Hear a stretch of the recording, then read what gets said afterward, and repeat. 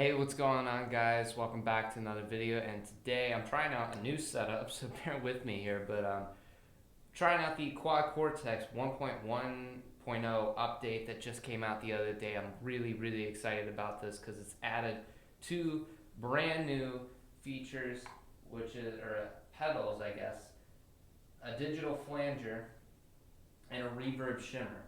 And both of them sound fantastic. I've had the chance to kind of play around with them for the past couple of days. So I'm just going to kind of showcase what they do and how they do everything and all the switches and all of that comes with it. As far as my signal chain goes, keeping it very simple, I've just got the shimmer and I've got the flanger and I've got my Archon clean as well as an Archon dirty, and then I've got all of them tied to switches down here. That way I can kind of just toggle them on and off and kind of show you in conjunction with each other how they sound, by themselves how they sound, and also you get a clean and dirty sense of how they sound together. So let's go ahead and just take a look at the flanger on clean for a second.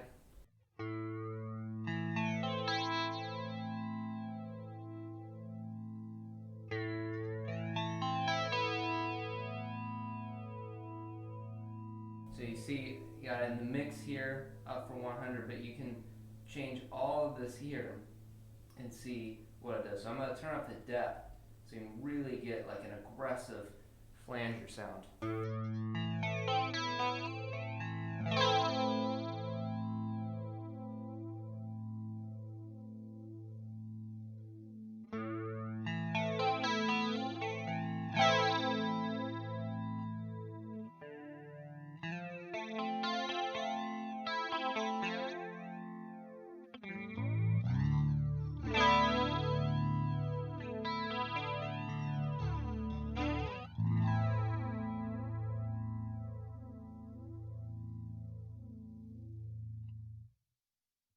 Now let's hear that with the dirty sound.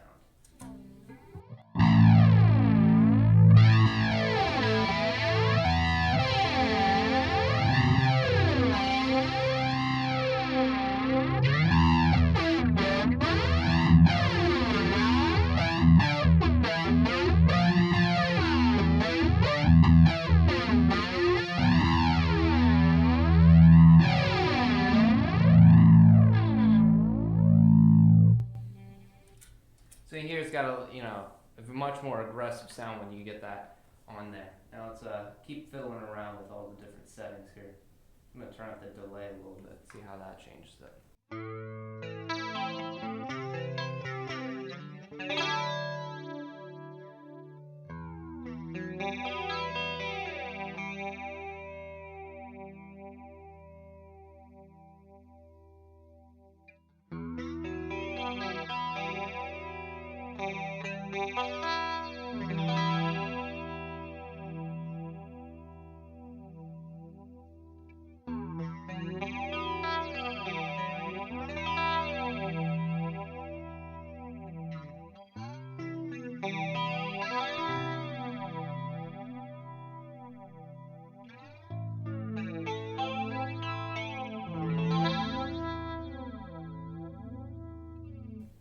Turn up the width here, see how that affects it.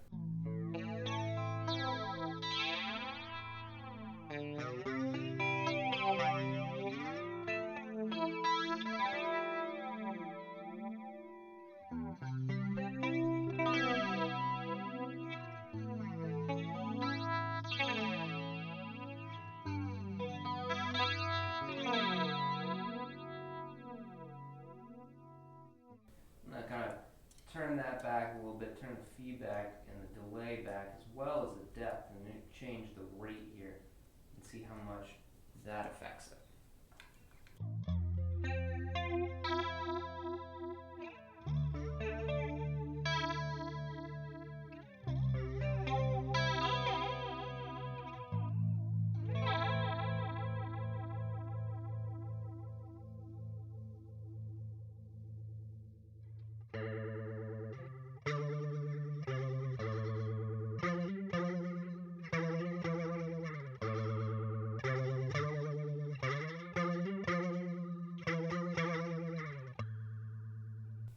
it's almost like a tremolo at that point. So I'm just gonna turn this back to a more reasonable amount. Now, flanger is cool, but where I really think that this update is kind of showing a lot of what the people at Neural DSP can do is with this shimmer. This shimmer sounds amazing, and there's so many different settings to go into on this. So let's take a little bit of a dive into what this can do.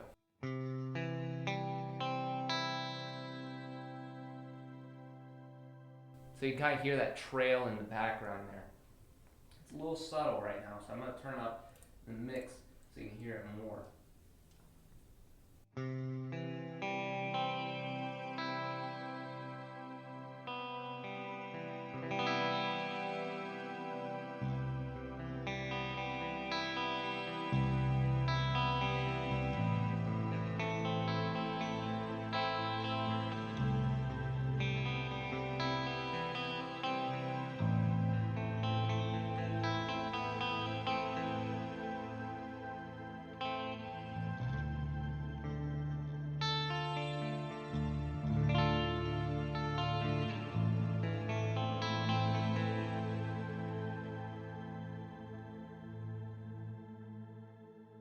Very haunting sound. And there's a lot more you can do with it. Just the default setting, it already sounds super, super cool. You can take the decay up from 8 seconds and turn it up to like something like 10.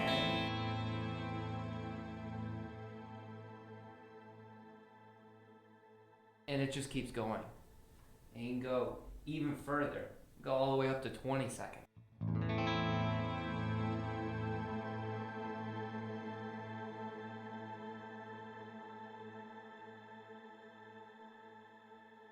It's wild, wild. I like it personally at 8 seconds. I think that's a really good slot to have it at. Now, you can also change the pitch here. So I could take it down and have it be more dissonant.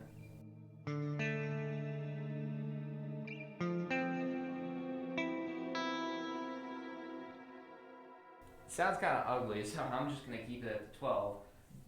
I think that's where it should stay, but I think that's a really cool feature that they've added in. You can also change something like the feedback, the brightness up.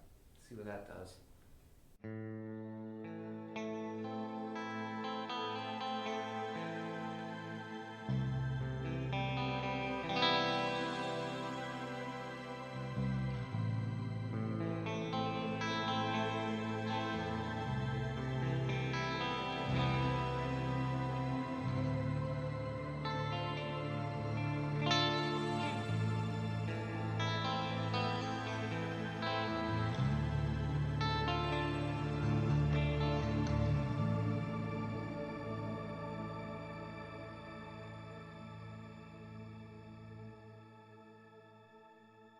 So you see with the brightness you get a lot higher pitch shimmer, but also with the feedback it's just more kind of in your face. So I'm going to turn it back, just make it a little more subtle. I think kind of add to the mysterious kind of ethereal nature that this effect kind of provides.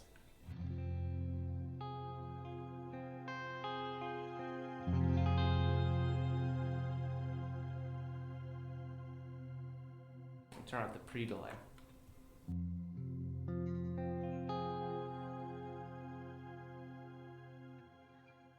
And see that kind of changes how long before it kicks in. I like having it kind of at this default setting at 15, which kind of gives it, it's almost an immediate feedback on it.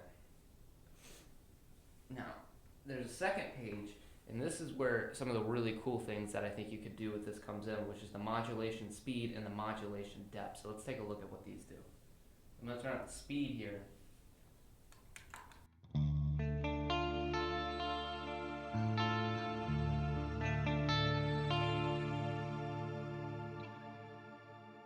So it's a little more rapid in how it's kind of, well, modulating.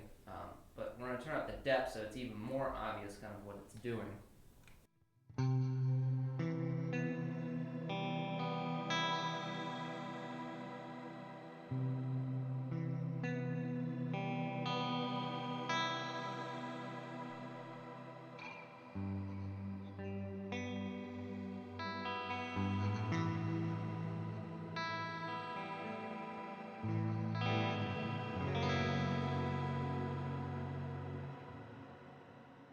And this is where it almost gets out of like reverb territory because you're doing so much more with it. Obviously, you know, you still got the trails and all that happens with it, but it's still just it's like combining multiple effects, which I think is one of the coolest things that this is doing.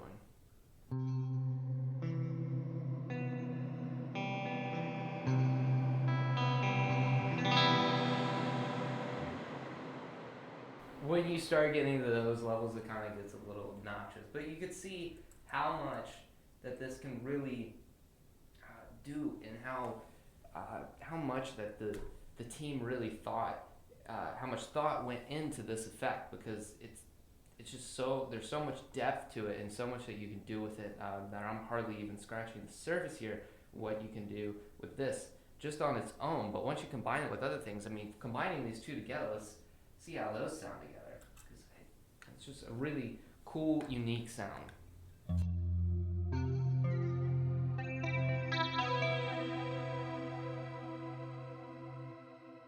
You get the nice shimmer trail, but you also get a really kind of liquidy effect that you get on the actual part that you're playing.